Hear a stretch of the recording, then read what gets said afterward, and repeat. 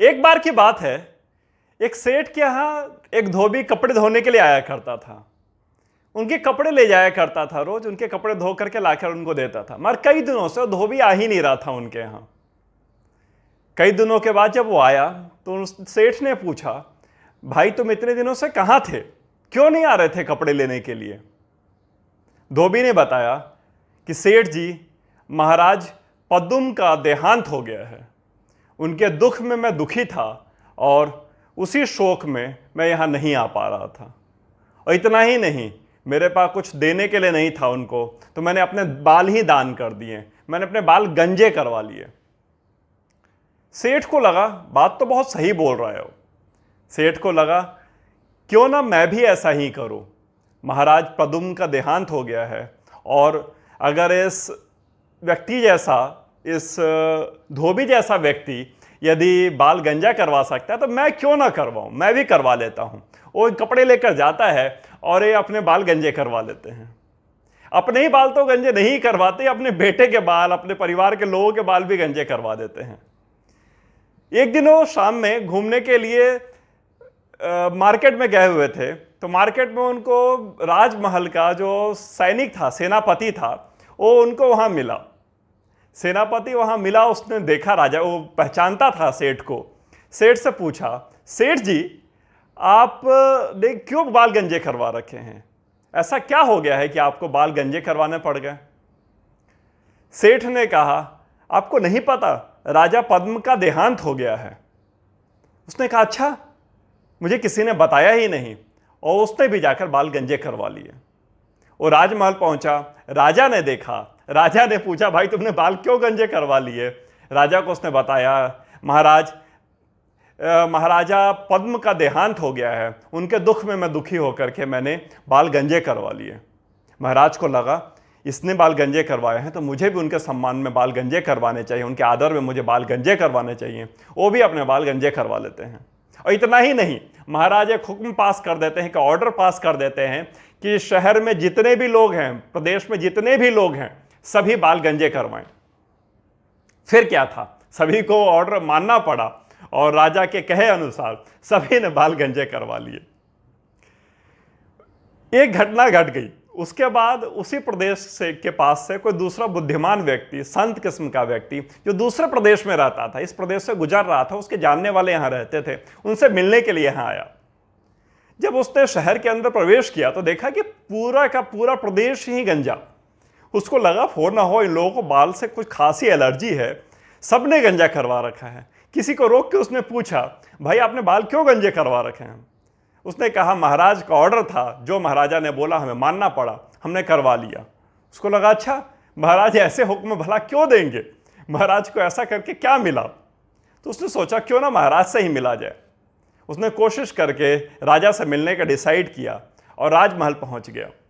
राजमहल गया और राजा से पूछा, महाराज आपने बाल गंजे क्यों करवा रखे हैं? पूरा प्रदेश ने बाल गंजे करवा रखे हैं, ऐसा क्यों?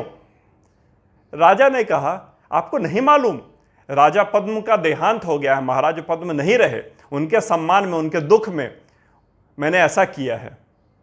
उसने कहा, ये हैं कौन राजा पद्म? उसने कहा कि मुझे नहीं पता, ये तो मेरे सेनापति ने मुझे बताया, मेरे सैनिकों ने मुझे बताया कि उनका देहांत हुआ है, तो मैंने भी ऐसा कर लिया। उसने कहा, ठीक है, उनको बुलाइए जिन्होंने आपको बताया। उनको बुलाया गया जिसने महाराज को बताया था। उनको भी नहीं पता था कि ये हैं कौन। उसने कहा, महाराज हमें नहीं पता, हमें तो सेठ ने बताया था, सेठ मुझे मार्केट में मिला था। राजा ने सेठ को बुलवाया महल में, पूछा कि भाई ये कौन है राजा पद्म? तो उसने कहा, मुझे नहीं पता महाराज, ये पद्म कौन है, मुझे तो मेरे धोबी ने बताया कि उनका देहांत हो गया है, तो मैं, उसने बाल गंजे करवाए तो मैंने भी करवा लिया। महाराज को बड़ा गुस्सा आया, उसने धोबी को बुलाया। धोबी आया, धोबी से पूछा गया, ये कौन है महाराज पद्म, किसके दुख में तुमने बाल गंजे करवाए हैं? उसने कहा, महाराज पद्म कौन है तो मैं भी नहीं जानता, मेरे गधे का नाम पद्म था, तो मैंने उसके सम्मान में, जब उसका मौत हो गई तो मैंने उसके आगे महाराज जोड़ के महाराज पद्म कर दिया। मैंने सेठ को महाराज पद्म बताया था, उन्होंने उसको ज़्यादा अच्छा करते हुए पद्म कर दिया और आप तक आके वो पद्म हो गया।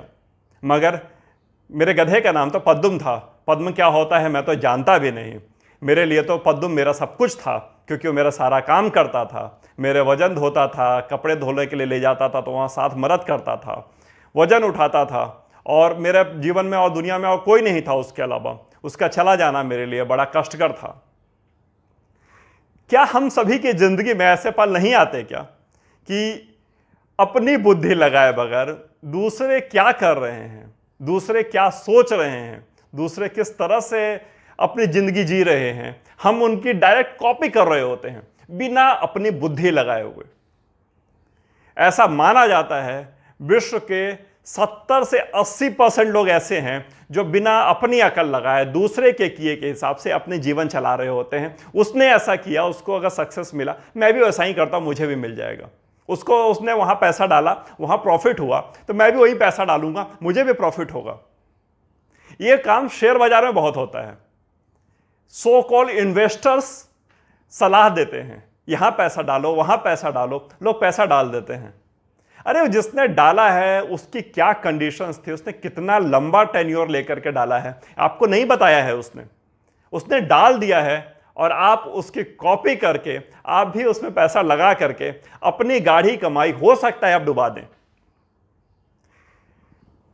बहुत सारे बड़े बड़े इन्वेस्टर्स हैं, बहुत बड़े बड़े फाइनेंशियल एडवाइजर्स हैं जो कि शाम में बैठते हैं, आपस में बैठ के डिसाइड करते हैं, इसकी कल घोषणा करनी है, यहाँ पर पैसे लगाए हैं, इसकी बात फैलानी है, और बात फैलाते हैं कि जनता तक ये बात जाए और जनता बुद्धू बन के वहाँ पैसा लगा दे, और उस कंपनी से वो सर्टेन अमाउंट ऑफ मनी ले लेते हैं। मैं किसी का नाम नहीं ले रहा, अच्छे लोगों की कमी नहीं है, कुछ अच्छे भी हैं एडवाइजर्स जो ऐसा नहीं करते होंगे, मगर मैक्सिमम की यही हालत है।